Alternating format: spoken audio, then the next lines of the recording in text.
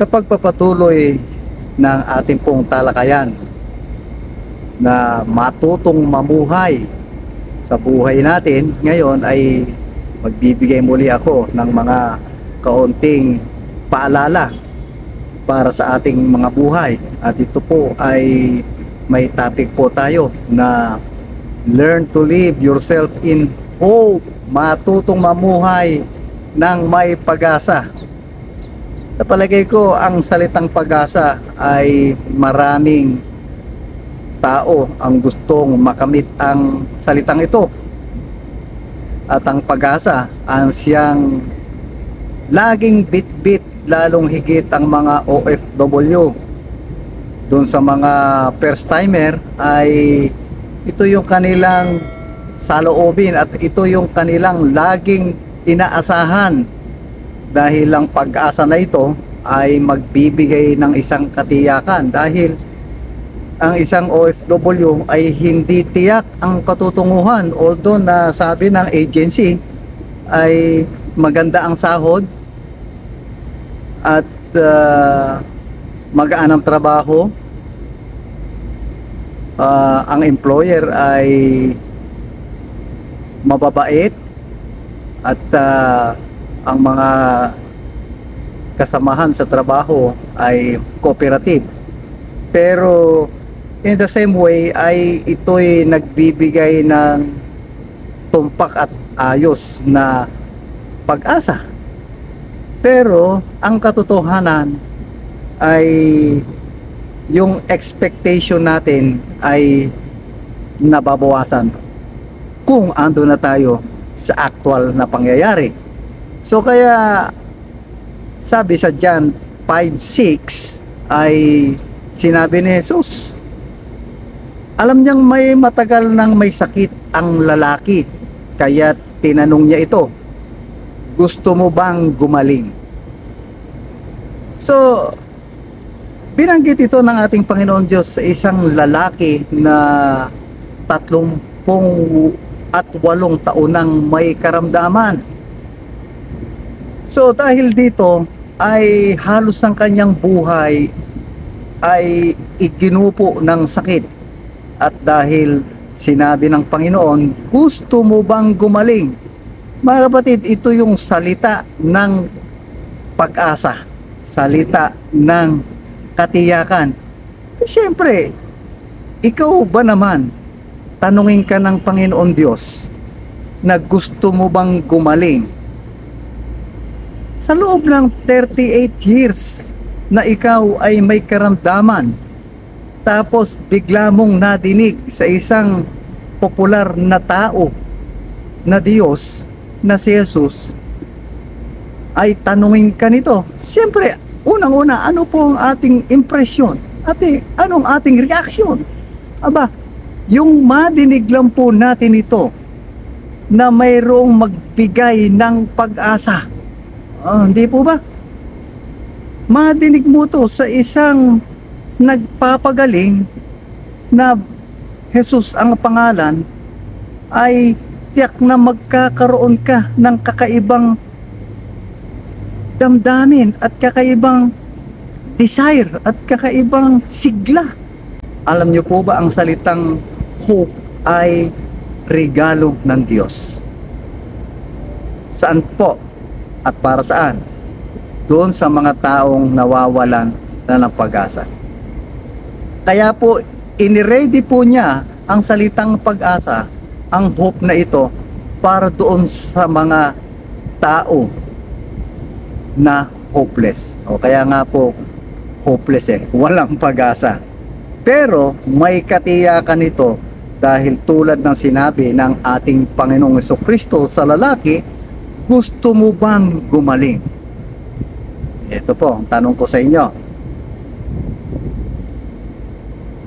Sa kinakaharap po ninyo ngayon, kung ano mang pagsubok, kung ano man dinaaran po ninyo ngayon, at kung ano pa ang inyong mga karanasan, ang tulad ng tanong ng ating Panginoon Jesucristo, gusto mo bang gumaling?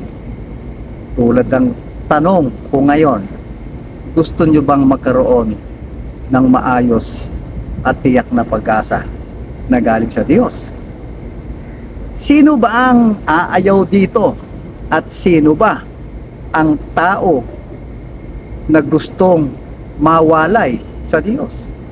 Kaya mapalad tayo dahil ang regalo pala ng pag-asang ito ay napakalawak at magbibigay ito ng isang katiyakan tulad nung lalaki na pinagaling siya sa loob ng sandali lang. Dahil isipin nyo, nung madinig nung lalaki ito ay siyempre gusto niyang gumaling dahil yun ang pinakahahangad niya sa buhay. At mararanasan niya ngayon yung ipinagkaloob ng Diyos na mga biyaya para sa kanya dahil matagal po niyang hindi naranasan. Sa loob ng 38 years ay hindi niya naranasan kahit kaunti yung siya ay makadahok palad ng mga normal na taong walang sakit, nagpupunta ng church, nagpupunta ng lahat ng gawain, mamamasyal sa mall, papasyal sa iba't ibang lugar. Hindi po niya nagawa ito sa mahabang panahon ng pagkagupo ng kanyang sakit. Pero dahil dun sa habang panahon na yon, mayroon palang pag-asa. At itong lalaki na ito, ang katangian na ito, alam niyo po bang siya'y patuloy na naghihintay ng pag-asa, ng pagkakataon na siya'y gumaling at dumating ang takdang panahon. Huwag po tayong mawawalan ng pag-asa. Napaka-powerful word po ng salitang pag-asa. Nang gagaling sa puso natin, nang galing sa Diyos, may kapangyarihan at ito'y taglay ng lahat. Malaki ang papel na ginagampanan ng munting salita na ito. Sa ating komunikasyon sa isa't isa, ang pag-asa ay maaring may pagkakaiba sa pagitan ng pagsuko o pwede nating panatilihin. So, minsan alam natin talaga may pag-asa pero andun pa rin pagkakataon na gusto mo nang gumibap dahil sa tagal ng panahon hindi sinasagot, walang resulta sa iyong paghahangad o sa iyong desire. At ang salita nga na ito na pag-asa. At kumisan, yung iba ay nananatili, tiyak, precise yung kanilang paninindigan tungkol sa pag-asa. Tulad ng lalaking ito, precise ang kanyang paninindigan. Umaasa siya'y gagaling. Dumating ang pagkakataon, ang punto na siya'y gumaling.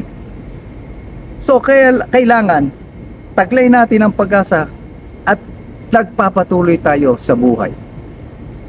Taglay natin ang pag-asang magbibigay ng katuparan sa lahat ng ating hinahangad tungo sa magandang kinabukasan.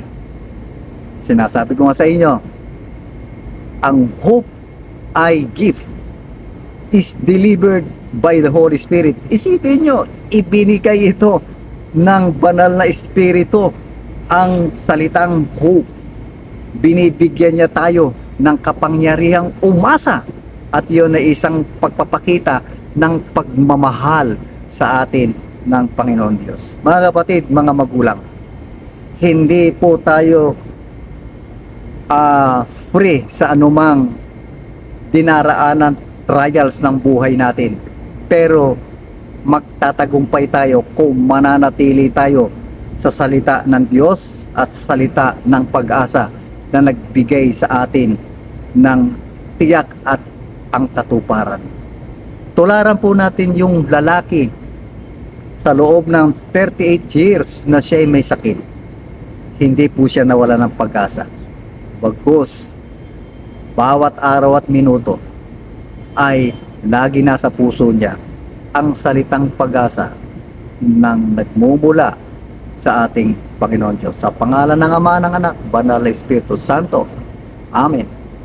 at Amen.